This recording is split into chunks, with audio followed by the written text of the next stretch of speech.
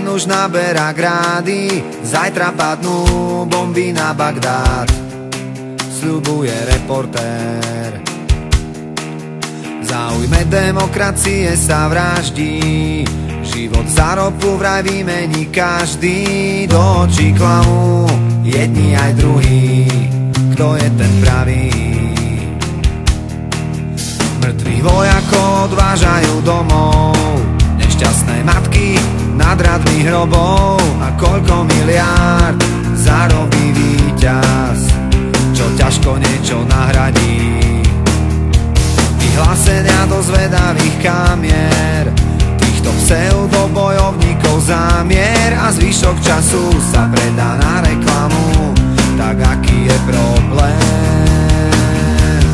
Povedz mi, nemáš už toho dosť týchto krvavých spomienok na budúcnosť? Všetci sme odjak živa proti, ale prečo nás stále ešte baví zomierať za smieniny?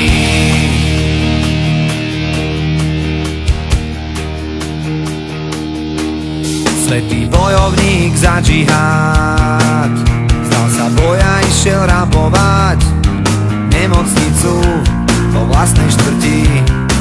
Kričí, že umiera do kamery, kde stratil nádej, v ktorú veril, kde sa stratil ten, ktorý mu velil. Asi niekde v tichu, v teple ten svoj život dožije, opona zďaleka ešte nepadá.